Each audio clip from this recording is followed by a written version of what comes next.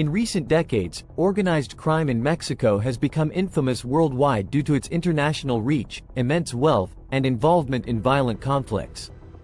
Various criminal groups, including the Sinaloa Cartel, Jalisco New Generation Cartel, Gulf Cartel, and others, have played a major role in worsening Mexico's security crisis. However, this isn't a new issue. In fact, rural criminal gangs operated in remote and lawless parts of the country throughout much of the 19th century. During the unrest caused by the start of the Mexican Revolution, robbery of private property was common, and sometimes trains were ambushed to steal their cargo. Additionally, small groups of drug smugglers, often family-run, thrived in states close to the U.S. border throughout the century.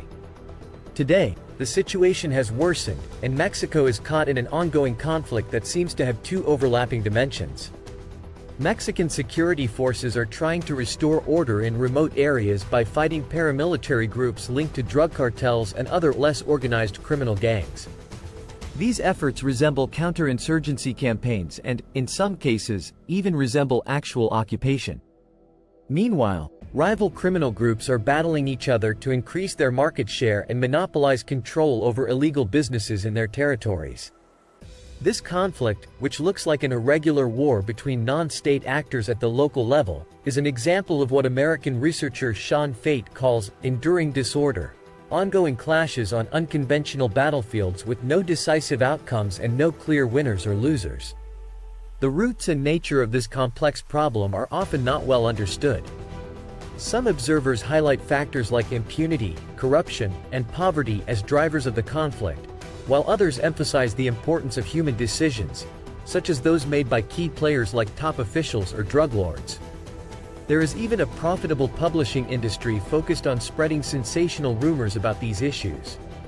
These simplified views may offer some insight into specific episodes or events but often lack a comprehensive understanding of Mexico's broader problems. In this report, we aim to provide that broader perspective. Welcome to the report. In the 1920s, Mexico was a country divided by its geography, with many mountains, deserts in the north, and jungles in the southeast. It lacked a network of navigable rivers, which made it difficult to connect different regions politically and economically.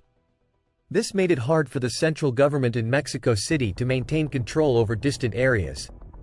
As a result, governing and maintaining control over these remote regions was a huge challenge. The central government struggled to unite regions that were separated by long distances and had different geographical, demographic, historical, economic, and cultural characteristics. This situation allowed powerful local groups, including political families, business clans, regional leaders, strong unions, and even criminal networks, to emerge with their own interests. It's not surprising that areas where opium poppies are grown and hidden meth labs are located are often in hard-to-reach places where outsiders are not welcome. The balance of power in these areas can lead to either order or chaos. When the federal government is strong, it can provide some stability through force, alliances, or secret deals. But when the central government is weak, local forces gain power. This dynamic has historically led to the rise and fall of regional leaders, separatists, armed groups, insurgents, and criminal organizations. In the 1980s, when the U.S. blocked the sea route for South American drugs to Florida through the Caribbean, Mexico became a natural alternative land route for smuggling cocaine. The coca plant, which produces cocaine, can only be grown on a large scale in the highlands of countries like Bolivia, Colombia, and Peru. A few decades ago, Mexican criminal groups were junior partners to their Colombian counterparts, but the shift in drug trafficking routes, due to U.S. operations, changed this balance. Now, South American criminal groups are mostly suppliers or subordinates to their Mexican bosses. Armed violence in Mexico cannot be understood without considering its geography, which makes it easy to access firearms. Mexico gets weapons from the U.S. market, where gun sales are legal, but weak border controls and corruption make it easy to smuggle these weapons into Mexico. For example, the Fast and Furious operation, a secret U.S. operation in Arizona aimed at tracking illegal gun sales, ended up arming Mexican drug lords. Additionally, large stockpiles of American and Soviet weapons remain in Central America from conflicts during the Cold War. Although old, These weapons can still be used and are traded on black markets. While most of the weapons used by Mexican criminal groups come from the U.S., the porous southern border of Mexico with Central America is another channel for acquiring weapons. Finally, the policies of major powers and their strategic games also play a role. In the secret world of intelligence and espionage, laws are often broken, and partnerships with unsavory groups are sometimes necessary to advance national interests. For example, in the 1980s, there were reports that the CIA was involved in the illegal drug trade in Mexico to fund and arm the Contras, a rebel group fighting the Sandinista government in Nicaragua, which was supported by the Soviets and Cubans. This shadowy collaboration was a byproduct of the Cold War rivalry between superpowers. Similarly, some American analysts believe that the flow of fentanyl, a powerful synthetic opioid made in Mexico with chemicals from China, into the U.S. might be part of the strategic competition between China and the U.S. While there is no solid evidence to support these claims, this tactic would align with traditional Chinese strategic thinking, which aims to win without fighting. Mexican criminal organizations may not be interested in geopolitical games, but the major players are inevitably involved in them.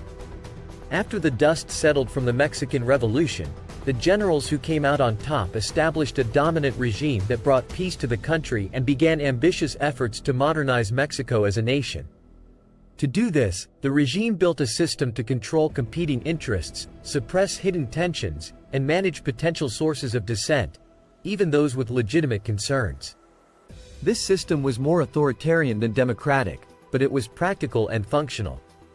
When dissatisfaction arose, the regime offered compromises through political negotiations, and only the most extreme groups that refused to compromise faced government force. The government also acted as a mediator in disputes, gaining legitimacy through policies that promoted industrial growth and economic dynamism. Without this central intervention, Mexico might never have become an industrial producer. As the highest and unquestioned authority, the state organized social and economic groups under umbrellas that it could easily control or manipulate, including business chambers, local elites, civic organizations, and professional networks. All these groups had to play by the rules set by the central government. In this system, independent public actions were allowed as long as they didn't interfere with the state's priorities and goals. If anyone disrupted the order, the state could rely on co-optation, blackmail, or, if necessary, repression. This system reduced the risk of escalating social and political conflicts, which is why, unlike most Latin American countries in the second half of the 20th century, Mexico never experienced a coup. Within this framework, criminal organizations that usually dealt with growing and trading marijuana were treated like other economic sectors. Their illegal activities were unofficially tolerated as long as they respected the state's authority and avoided excessive violence. This subordination was evident in the payment of bribes, seen as an informal tax collected by both federal and local authorities. The state also acted as a trusted mediator when conflicts arose between competing criminal groups that needed to be reconciled. However, in the 1970s, this system began to break down due to growing public discontent, especially among the middle class and business communities, economic downturns, the impact of international shocks, and poor financial management. As a result, the regime struggled to regain political legitimacy, stability, and control in an increasingly chaotic environment. In recent years, Mexico's struggle with organized crime, particularly drug cartels, has highlighted the complex and deeply rooted challenges that the country faces in achieving stability and security. Cartels have evolved from small, localized criminal groups into powerful transnational organizations with vast influence over many aspects of Mexican society. Their operations are not only a source of violence and corruption but also a reflection of broader issues such as economic inequality, weak state institutions, and pervasive corruption. Despite efforts by the Mexican government to combat these organizations, including militarized crackdowns and attempts at reform, the cartels have shown a remarkable ability to adapt and endure. This has led to a seemingly endless cycle of violence and a constant reshuffling of power among different criminal factions. Moving forward, any effective strategy to address the power of the cartels must go beyond mere law enforcement. It requires a comprehensive approach that includes strengthening institutions, reducing economic disparities, and fostering a culture of lawfulness and accountability.